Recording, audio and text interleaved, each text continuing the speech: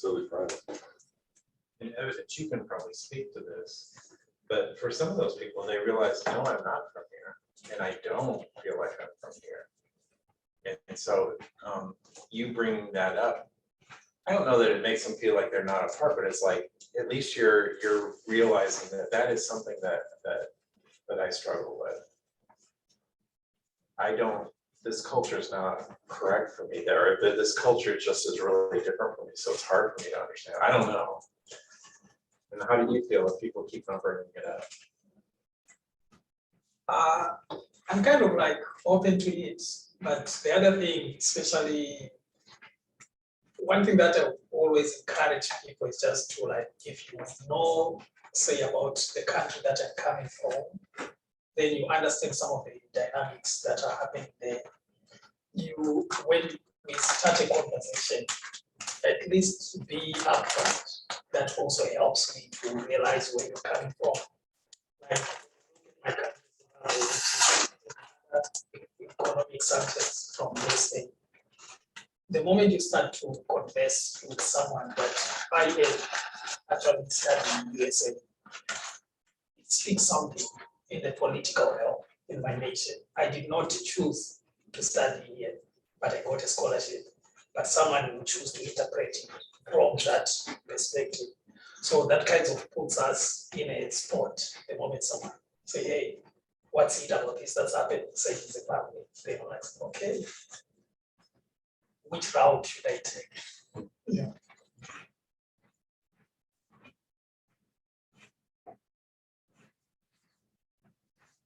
So would you be like, are you saying that you would prefer people not to ask specific questions, or that they be more informed when they do ask specific questions?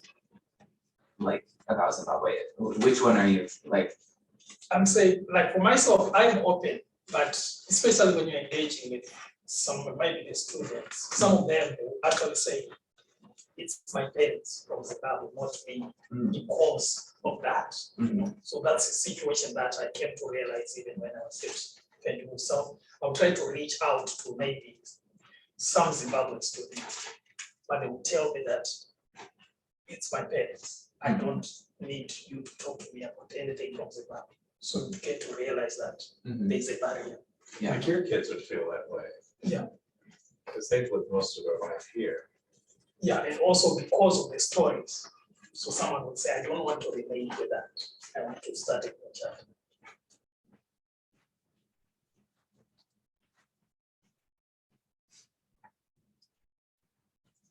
Is there a difference between saying, are there any questions, and what questions do you have?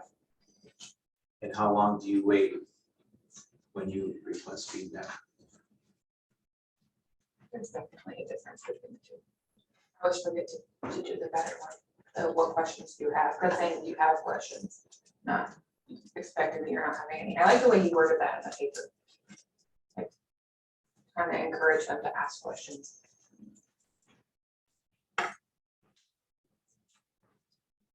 You could do like Derek. Not moving on until someone asks. He really does do that. He does what? He won't move on until someone asks a question. And he'll say that, I'm gonna move on until someone asks a question. Does he find that that actually promotes? Not, I don't want to say that there aren't any bad questions, but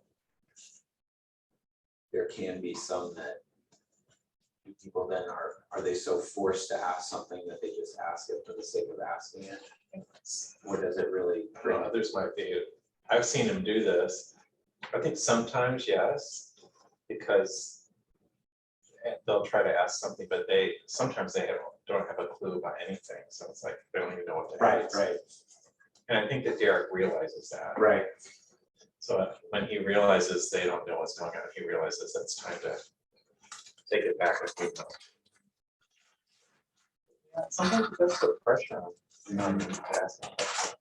I think there's something about his personality that wants to do that. Yeah.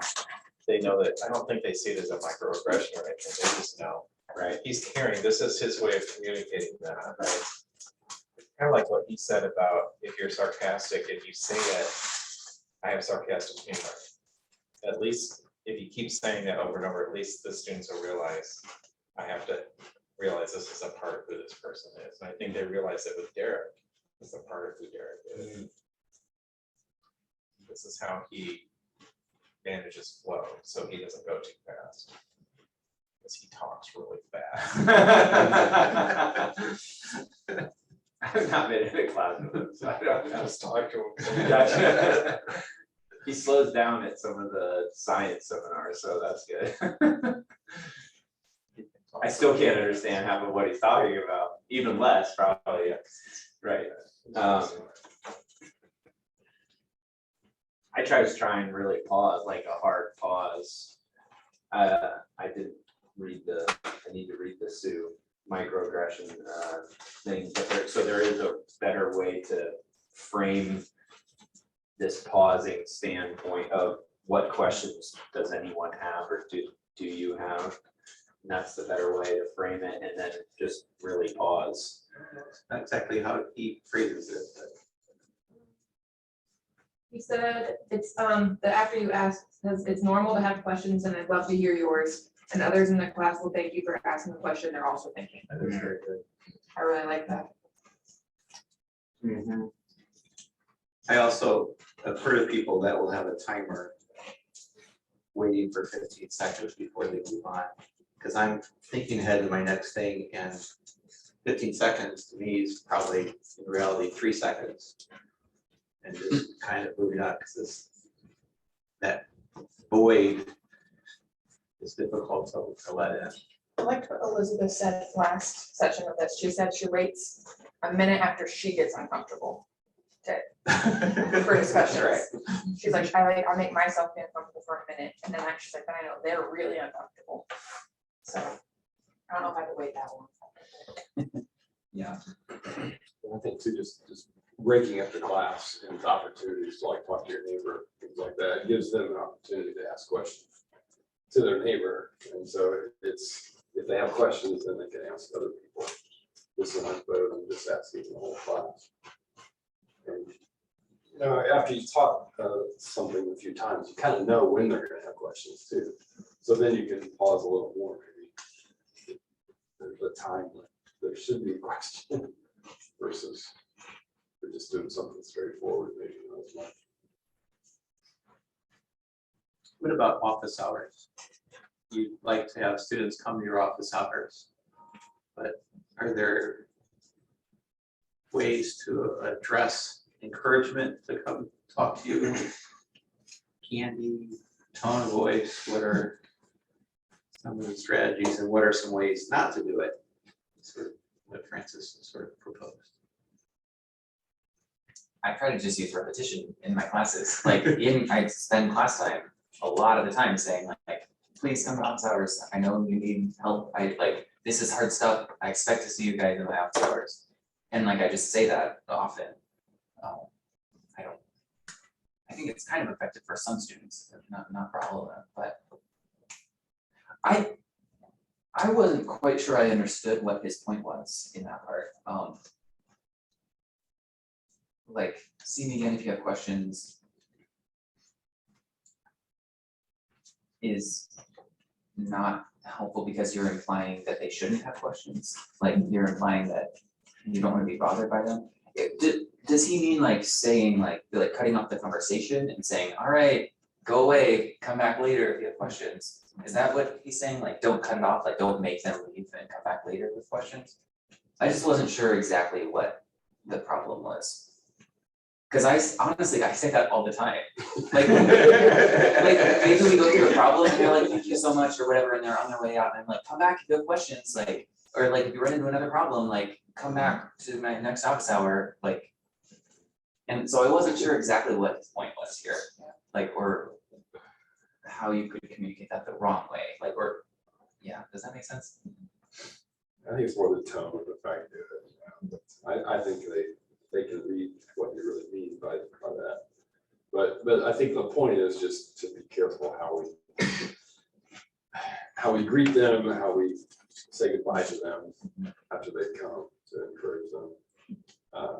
I had a student one time who read the fact I didn't want her to come because I think I paused a minute when she first came to the door or something. When I'm working on something, I'm like really engrossed in it, you know, and so I probably just didn't, you know, turn my head right away or something, and so she interpreted that the wrong way, I think. But those kind of things can be, students can read into things very more than I should. So I don't know if this is working yet because it's the first time I've attempted it, but Sarah and I, and especially for me in my genetics course, I'm working on a system whereby there are no points in the class. So the students are not determining their grades based off points. And that has I've had to set up a way that they will effectively claim their grade. And so as one, and then we, you know, that might be a good educational seminar series to how to teach a class by not using grades and points. But anyways, part of the criteria by which they are trying to achieve, I've woven that into one of the criteria that they have to come to my office and talk with me about their progress in genetics, their understanding of genetics, anything they want to talk about twice during the semester. So if they they will lack the evidence for the grade that they wish to claim at the end of the semester. Now, again, I don't know if that's forcing the issue, right? I didn't read Sue, sorry. Is that forcing it too much? Maybe, but at the same time, if we really want them to come and chat with us in a moment that is outside of class, then if that's valuable to me, I have to make it sort of valuable to them. This is going to be a component of what your grade's going to be based off of. So that's where I'm at with it. I don't know necessarily how to collect data or evidence that would suggest that it's effective or not, but I've had several students follow through, and I've probably had more students meeting me outside of class beyond just advising than I've had probably since I've started at Taylor. So some are following through, many have not. Many will get to the end of the semester and the light bulb will come on and I'm one person and they will not be able to meet with me because I can't divide myself up. So they've waited too long. Face the repercussions of their own.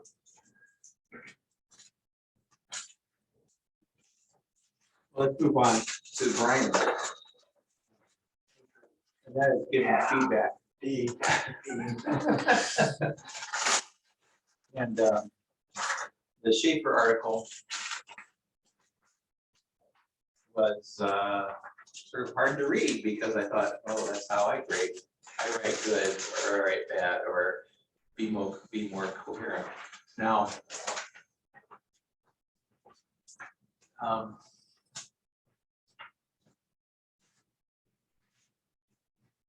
so first of all, Barb would say over and over again that if you have a longer paper, you'd want to have a rough draft, direct them more, and then assess it on the final paper. But we have papers, but we also have lab assignments, and homework, and other parts of this. Are there better comments? Right on those? Use different color ink. I mean, what are some ways that are good grading strategies based on this Schaefer article or your own experience? Something that I've noticed in my class, I don't actually have really any writing assignments, but we draw in my class every week. And I've been really careful, and students have even, like, in their reflection questions commented on this. I don't just mark off the bad things. I also tell them what they do well. And that actually is extremely important for them. And they've told me that they appreciate that I actually tell them things they do well in addition. And like on their drawings, like, oh yes, you did this well, try this again next time. So that's important. I feel like it's easier just to mark things that are wrong, but those matter less than the things telling them they did well. It takes forever, but it's impactful at least.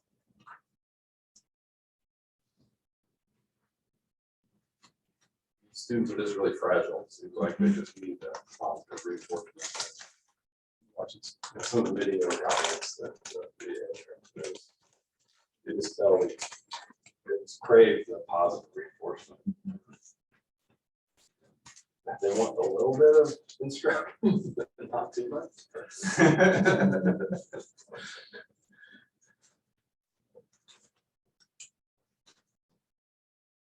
Because it can be frustrating if you have a teacher who always is giving you the positive, but then every time you turn something in, something's getting slashed. Because they never gave you the feedback to know what was wrong. So yeah, we need both.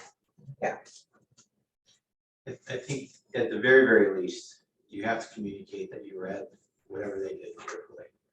Or be upfront that we're just gonna grade this on completion grade or something, but if they're putting a lot of time into it, they would like some sort of acknowledgement that they put a lot of time in it. I think that was through the paper and through the video as well. But then how do you show that you spent a lot of time on it? I guess you write a lot of comments, a lot of positive comments. So at least that's what I heard you say. But what I do to help is I have them turn everything on Blackboard. And I keep a feedback Google Drive and I copy and paste the same comment on different. Yeah, So it takes forever, but it takes way less time than handwriting on every single, especially if students tend to do the same thing. So I just am like, I take that comment and I keep a list of them and copy paste. Just like on a separate document. Yeah, I have a Google Drive and I have each assignment on a different doc.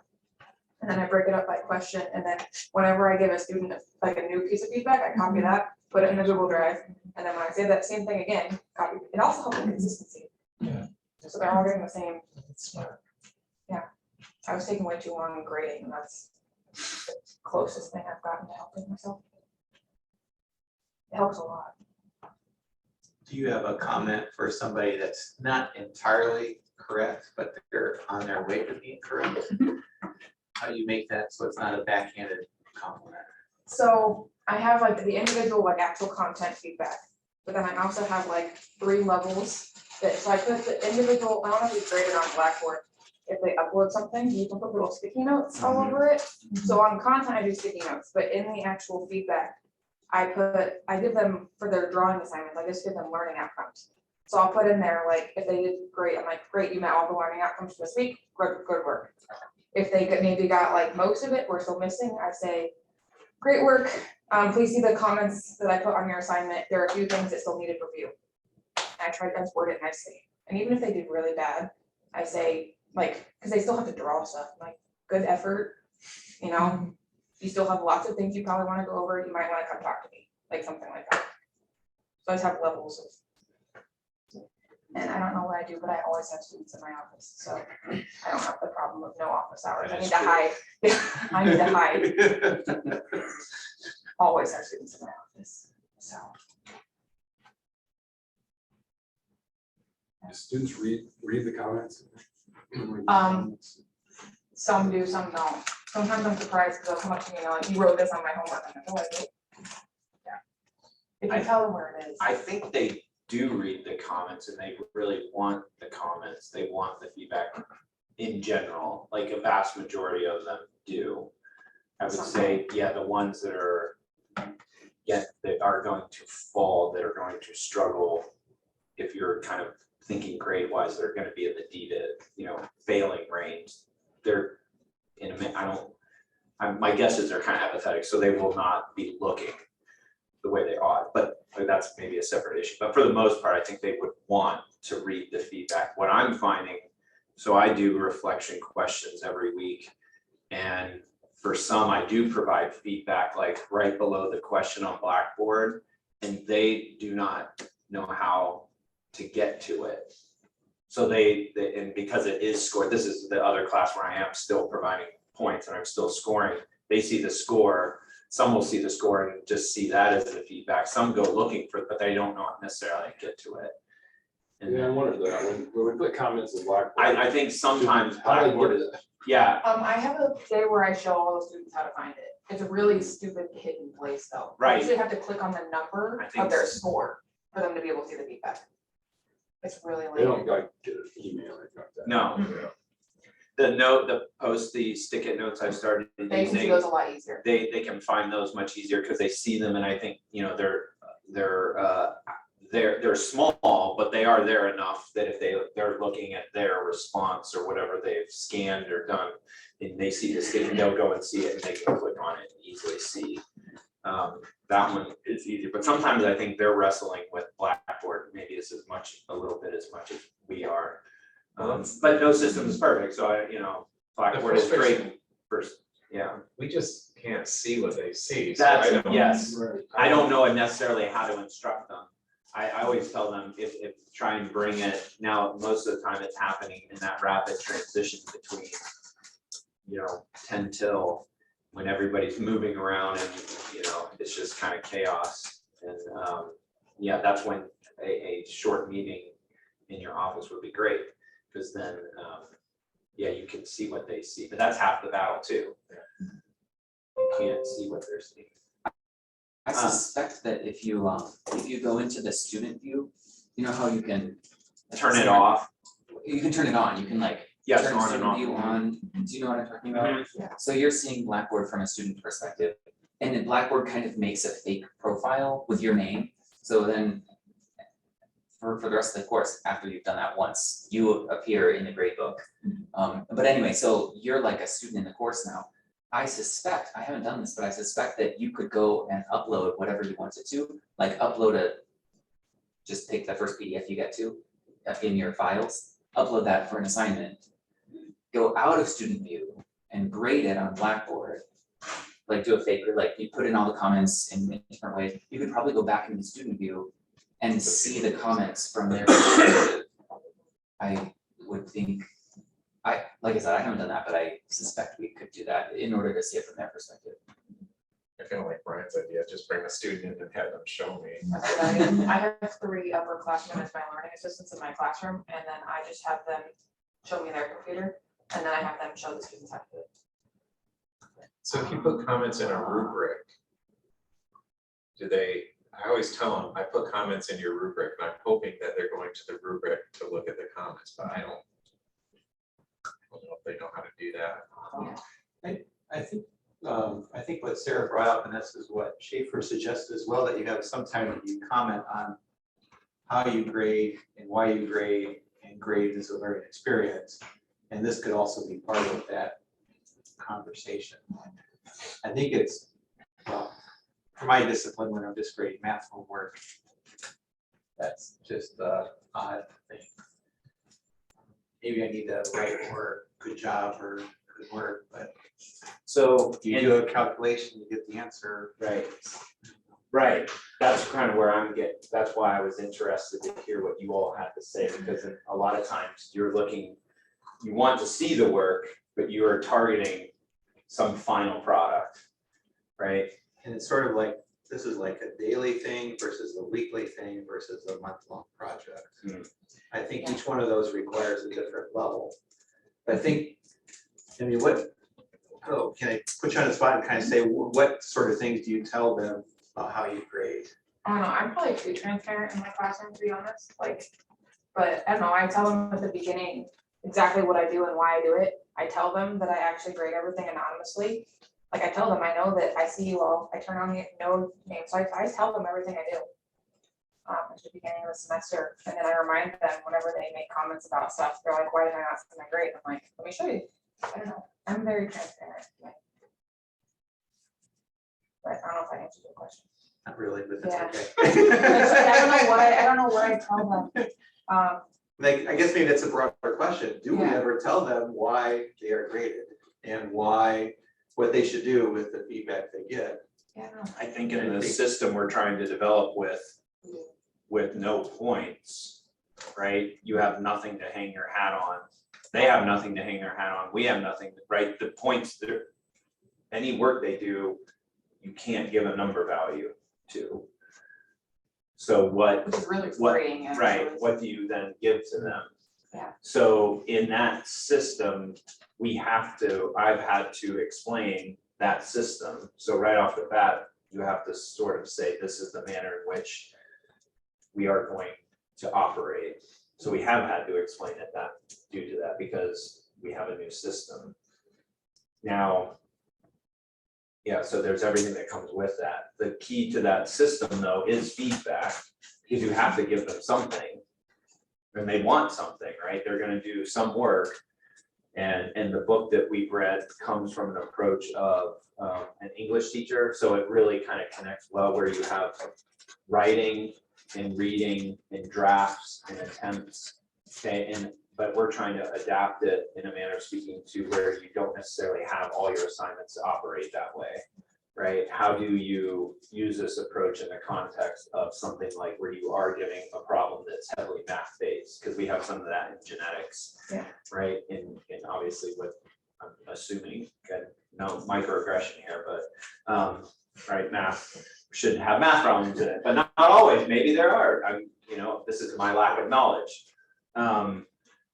So how do you give the feedback? Is part of the book that we read, and this is something that I took straight out of the book. There were like 5 guidelines for providing feedback that has been what I'm trying to kind of work through in the context of the class. It'd be really nice to do this ahead of time, but so the 5 criteria, and I brought them up, and I think I've included them as part of my syllabus. Is part of my syllabus in explaining this system, but based upon what we read in this book, the guidelines for feedback are first, like number 1, feedback should ultimately be there to help the student. So the ultimate goal is not to improve the work, but we're teaching students, and right, we're not teaching physiological concepts, or I'm putting this in the context. So ultimately, any feedback that you give, the language should be to help the student. Now, am I perfect at that at the moment? No, right? I would say I'm maybe in the C to B range of being able to do that, because it's sometimes you get tired and you just kind of default back to points mode. 2, feedback should reflect, and this is the one that really struck out to me. So if you're providing feedback, you can tell the students, like, here's what I see in your response. Okay, and I think, and that works both ways. You could say, here's what I see and here's what I don't see. Okay, and then you will let them evaluate their work based upon what that feedback has come to them. And I like what it says, feedback should reflect, it should work like a mirror.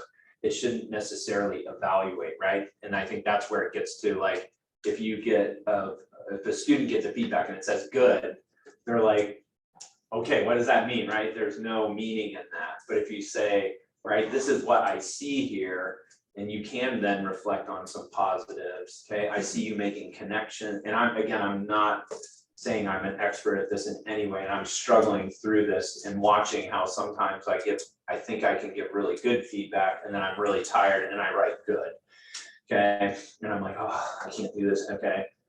Feedback should cause thinking, number 3. And then ultimately, in the context of this system, feedback is always a conversation. They've entered into the conversation by doing the assignment for you, right? They've initiated that conversation, and then your feedback to them is you carrying on, and then, but you have to be open and willing to let that continue to snowball wherever it goes. And then ultimately, based upon the no point system, if your feedback can connect or tie to the learning goals that you've basically told the students, these are what I'm holding you accountable for, right? Then that creates effective. So kind of week, but doing this perfectly, I think just takes time. And that again was that book, but I did start to see, I think we have a second book that's an ungrading book. And in one of the chapters, it wasn't the same 5, but elements of these were embedded in kind of the feedback portion. Because you can't give, the feedback is not a number value anymore. So you have to give them something, and you have to become better. But again, in math problems, I'm not quite sure. I don't know what the best way. I had genetics problems where on an exam, my feedback strategy, again, to reduce time so that they can get this back and rework it how they want, was basically, if you have an X, the final answer was wrong. Like the final value that you wrote and circled was wrong. If you had a check, it was right. if I had to give them feedback in between of them showing me their process or their work of how they got there, I would have added that in. But that was sort of my strategy at the moment. I don't know. Can I ask maybe a practical question? So how do we give back a test? Biology test or? Yeah. Test? So has anybody found some good strategies? So the way I'm, What kind of structure yeah, is it? so for genetics, the way I'm working it is they're taking it traditionally. It's still a sit down in class. I don't know if this will shift over time. But it's still a pretty traditional test, although for certain components of the genetics course, some are very problem heavy, where it is like you're working to kind of one final answer based upon, say, equations or applying some math to a given problem, intermixed with some writing ones. But the way I do it is they take it, I have a bunch of graders that I'm sort of training in the feedback process, and we work through it together to process it as fast as possible so that they can get it back literally the next class period. And then in the next class period, they have a progress level, and I'm gonna probably change this because it is number based. It's you either get a 50 and that means something, right? It's basically just a placeholder to say, here's where we think you are at with progress. So it's either 50, it's very, right, you're not showing enough. 80 is like you're somewhere in the mix, you've missed some, right? You've achieved on some others, you still need to do work, right? It's just a placeholder. And then 100, they can actually get 100, but still get like 5 out of the 10 questions wrong. And I can say, because 100 means something, right? It doesn't mean that you got 100 points or 100%. It just means what I've ascribed it to mean.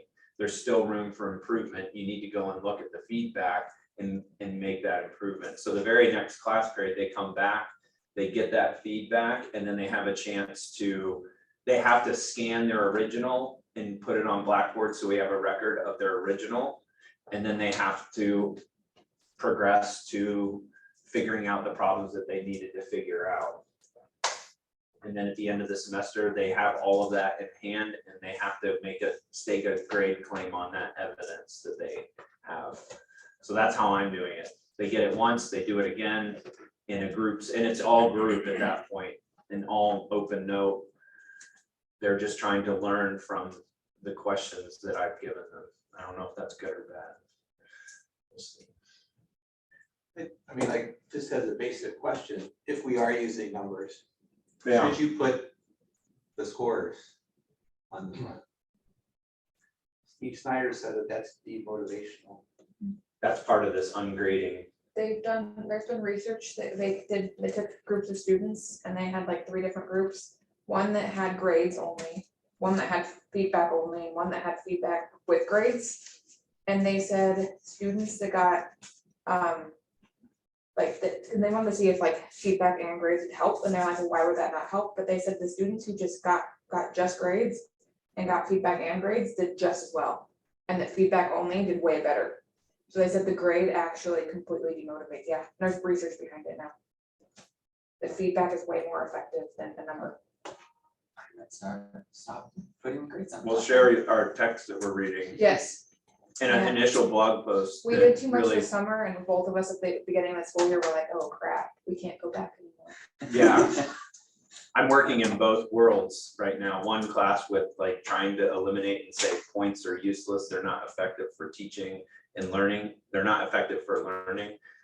And ultimately, like this goes up to the level of even saying grades, but that's an institutional thing. I can't change that. So in one class, I'm trying to attempt this, and then in another, which is a very large class, I'm like, I can't do this for the first time with 60 some odd students. I'm gonna work my way there. So I'm in both camps right now. The students that are in both of your classes are strong. They're even more. I have students that are in both classes. So in one, I'm like, this is glorious. We love this. You're learning. I think you're learning. And then in the other one, I'm telling them something completely different out of the other side of my mouth. So It's hard. A couple of like small practical things that I do for passing back tests, like really small. I always send everybody's test back upside down. Because if you just, obviously not just the ones with lower grades. And then also, I only pass them back at the end of class, because often they're so distracted by their tests during the class. I don't always do this, but sometimes I'll pass back a reflection, like a test reflection exercise for them to do with their exam, with their finished exam, grade exam. Asking them questions about a wide range of things, like how did you feel about the test? How did you feel while you were taking it? How did you eat and sleep and things like that? And how did you study? And what are some things you could do differently when you're studying for the next test? And so sometimes I'll have them fill out a reflection. But I usually also have a short conversation, or more like a monologue, I guess, reminding them about their identity in Christ. And I feel like that's especially important when they're getting a grade back, or feedback. Because I remind them and I emphasize that I'm talking to all the students, not only the ones who are about to get a bad grade, also the ones who are about to get a good grade, that either way, this doesn't diminish your identity in Christ, and it doesn't, I don't know, enhance your identity or your worth and value as a person, because it's just as dangerous for the A student to get that A and They go put all their weight of, yeah, they're kind of putting themselves on a false pedestal. Right? yeah. Well, I'd So love to hear you do that little monologue. it's not much more than that. It's- No, but still, just to hear the language and the approach that you're taking and how long it is and how short it is, but you know, for students to, I think Taylor can really grasp onto that, Mhm. right? Yeah, Effectively. I want them to like emotionally and spiritually prepare for something that could have an impact on them. Sure. And in the moment, I want them to remember that important point. Mhm. One of the articles that was extra credit, it's on the back. And they just had this one in physics that they took a little survey. And those that scored below like 20%, they asked them how many times they studied. And then they brought them in and talked about different strategies of learning. And so rather than just saying you just got to work harder, which I think is really a counterproductive comment, because there are students who work really, really hard, but are studying completely the wrong thing. I could work really, really hard at my golf game, but if there's a flaw in my golf swing, I am never gonna get above a certain, or below, whatever our golf is scored. I'm never gonna improve my game before a certain point. So what they did was, those that got sort of ideas on how to study and what the learning goals are, and this is our learning outcomes, this is how we're trying to do it, appear to do better on this particular part. So they sent them an email, the students who didn't do so well, I got an email, encouraged them to come talk. And one was just sort of general, those didn't respond as well as those that were targeted emails. This is a larger school, but. One question I came up was just, those students can be hard to communicate with. The ones that struggle the most are the ones that are having a hard time connecting with other people in the class and maybe connecting with the professor as well. Just how do we do that? How do we get those connections? Sometimes they won't even see their email. You know, so the Right. students are not even looking at their email. Right. And they get to class late, they leave early. You know, it's hard to. Can you use their unlisted phone number to text them if they can see or not? Yes. That's right, this is a site where we had a student, I couldn't get a hold of him, I sent emails to me, I'll try to talk to him.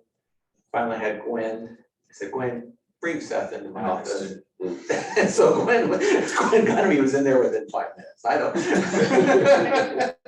But anyway, that's a situation that you would think that it'd be easier, but we've just got a certain percentage of students that's hard to connect with. Well, probably because it's just reinforced that they're a failure or they're not doing well, they don't connect with that. Are your classes small enough that you can connect with your? You have to give them a frog or something, sorry. You have to talk to them during the lab, or you have a captive audience there.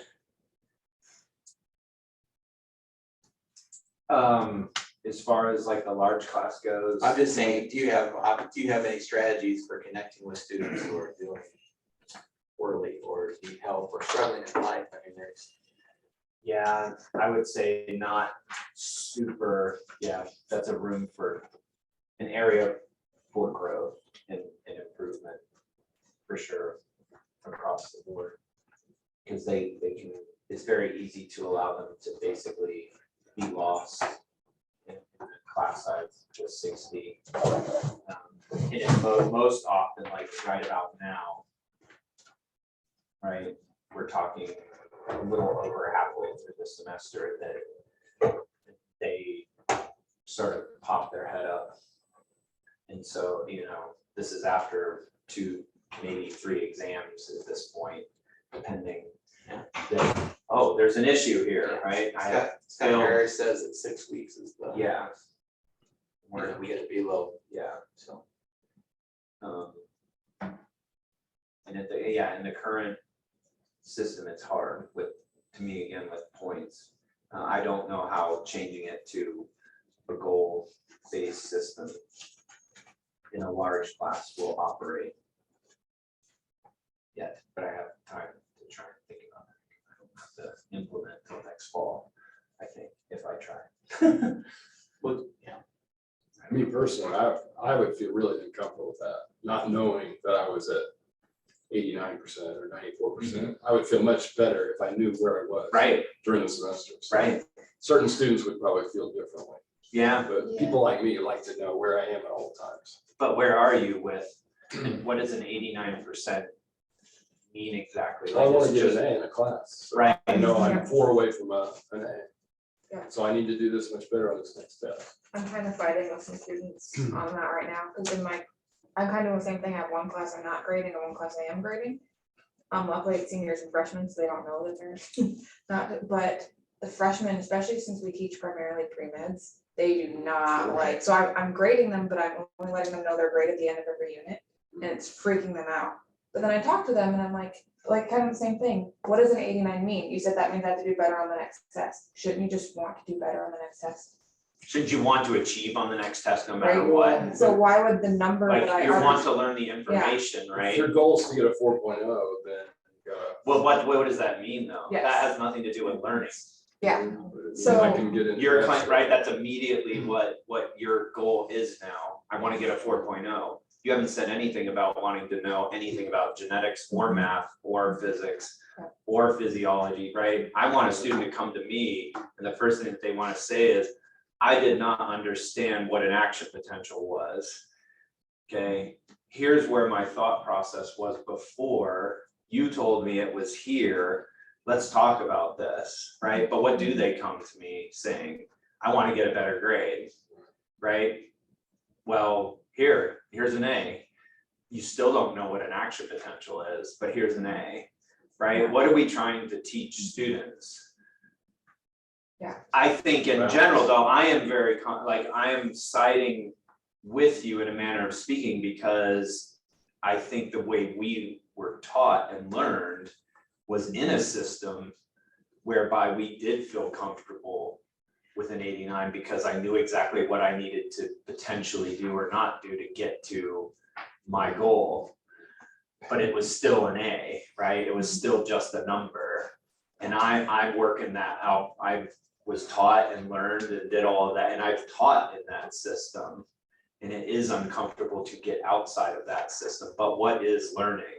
Learning is figuring out what makes you sort of uncomfortable because you don't have any clue what it is that you don't know, right? No, you do have a clue what you don't know. That's uncomfortable. So in some ways, it's putting students where they should maybe ought to be. I don't know. Well, it's an interesting question.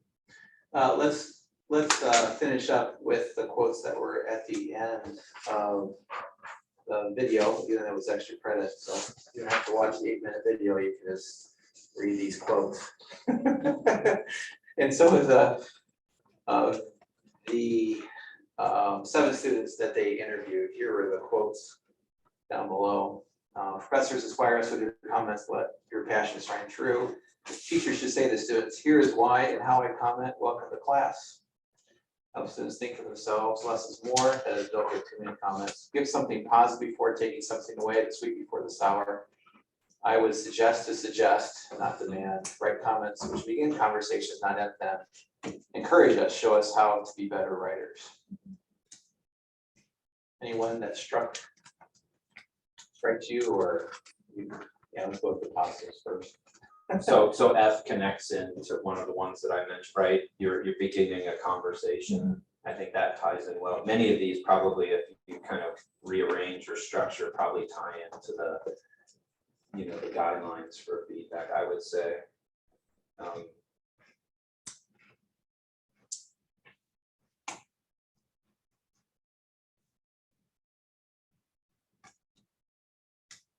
One of the comments on the video was to make us think.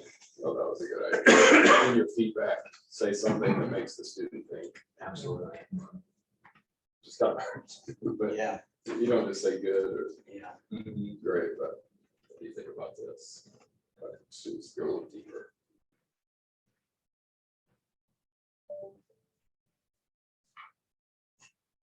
We kind of skipped, I may have unfortunately moved the conversation along, but I really thought your question about saying something about this is easy, or this is the easy part, the simple part is a key part of his article. And it made me think this week, sometimes I just naturally say, you know, this is the easy part, or we just have to do this now, or whatever. So that was helpful for me. I kind of caught myself in teaching, use the word straightforward more than easy, to try to, so the students don't feel bad if they don't think it's easy. I thought that was helpful. I also wondered, did anybody have another word for straightforward? Yeah, It seemed like an awkward word, straightforward.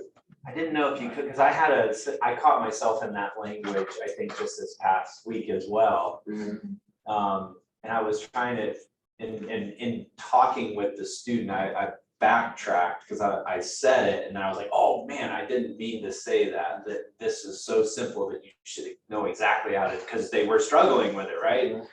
And then I had to backtrack and be like, that's not what I meant, I'm sorry, let's work our way through this. I'm wondering if instead of saying it's easy as maybe you're making this you're over complexing, or you're not, I don't know how to draw, I'm like the opposite. So it's not that it's easy, it's just that you've tried to like throw on so much on here that's unnecessary, right? Sometimes when they don't know how to do something, it's like, let's just throw everything at it we can, okay, to try and make something work in a manner. If I just put it all there, so you can sort of maybe try and say, we don't need all of this. Let's get back and think simply, or I don't know how to address that either. It's really hard. But it's key to, the language is key. We have another word for straightforward. Yeah. You ever find yourself saying those things like this is the easy part? Oh, yeah. I've caught, yeah, for sure. But he did say make a distinction between insight and calculation. Yeah. That might be one way to do it. Like, we just have to calculate this versus thinking about the harder concept. So that was helpful for me.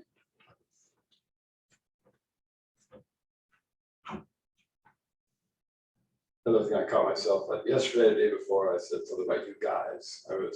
There's a group of girls up in the back, and I said, so what do you guys think? And I'm like, oh, I shouldn't have said that. Probably.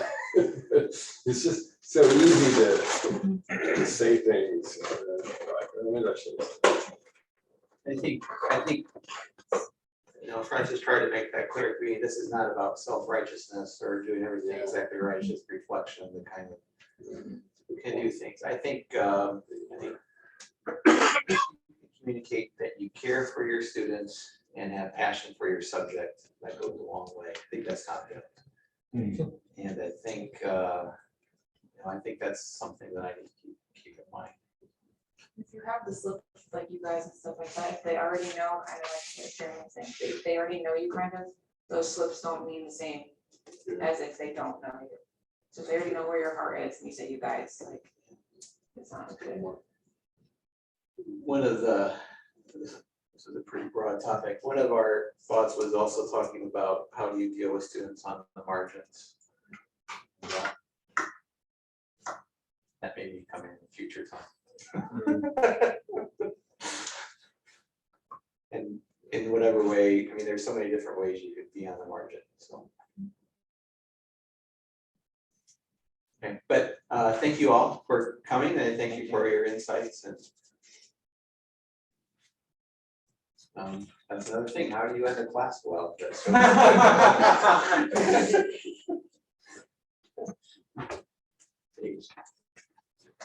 Mark doesn't say things twice, but the other thing it doesn't say twice.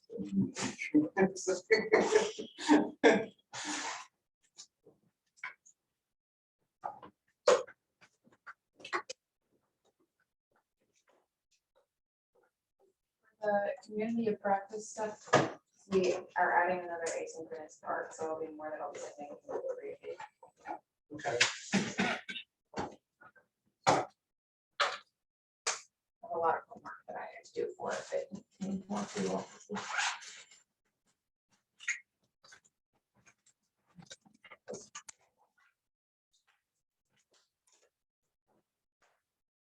How to do what Daniel recommended. So that you can see what the students see as far as what grade center looks like. Oh, really? Yeah, because I didn't realize, I always go to like grade center, but from my end, but there's a tab that's called My Grades. And if you turn the edit mode off, then I think it appears like what they, but I'd have to do the assignments myself, so that I could see what they would see after it's turned in, so I might have to catch up on a couple of assignments. So if they go to My Grades, they'll see like what score they got. Correct, And they yeah, have to click- They have to click on the score to get their feedback back. Yeah, It's so really here's weird. what they see, but of course I haven't done any work. I'm a little behind. They click on the score, then they see what comments. Yeah. Yeah. Yeah, it's literally the number that it's hyperlinked. It's really, it took me a long time to find it. Makes sense. So In a, what percentage of students do that? right. Right, Actually, I think it would be at least grade motivated students. I think that they would, because I they think if probably they know click how on to just get- about I think anything. if they know how to get there and it's easy, once they know how to do it and they can get there, they'll go and look for what you told I them. might ask some students. Yeah, yeah, I would. Do you know how to get to the comments? That's the worst part, like I spend probably a good 6 hours over the weekend, like providing comments to students, and if they're not reading them. Yeah, right, yeah, that's what. Well, you want to- which comments? You have the comments that's below their grade. And then you can put comments within within the paper itself, and I was just thinking. This was below several- grade. This is the Several Blackboard. iterations, Right. several iterations ago, whatever Blackboard was. None of my students read those because they didn't know how to get to them. So Correct. if you do it like on an assignment that they have uploaded and you do the sticky notes, they just have to open that assignment up and they see it. That's the most straightforward one. I think that, yeah, the Yeah. feedback on assignments That is one's easy. very easy. That one they can get to Yeah. much But easier. on, like, if you do it If as it's a a test, test, and like, you know how, like, Well- do you ever do tests on Blackboard? Or like just use the test function? We as you Yeah. do assignments. here's what a test would look like. And so here's one question, it's a short essay. And if I write feedback down here, I can write it here for each question, or I can do like a summary down Mhm. here. I think they can, no, wait, They can down see, here. they can see both of them, they just, Yes. it's harder to find. I think the Yeah. summary one is easier for them to Yeah. see than each individual question, but I like to do it on each individual question because I can be reading the question and type right below versus having to like scroll up and down all the time or have a screen that's that size, which I don't have. But when you say in assignments, you can put sticky notes in Yes, the thing and they will actually see them. Yes. once they know they're come in there. Because they come in and show me that. Mhm. Do you have trouble with your sticky notes? So I'll put a sticky note and it moves with the Word document aside. And then I have the hardest time getting back to that document. Oh, you gotta use, if you have a Mac, it's much easier. I know what you're talking about. I have to go to thumbnails Yeah. and then I have to go, I mean, I No, Yeah. get I just make it, I zoom out, so it's smaller. So then I can see it all, but. It works far better with a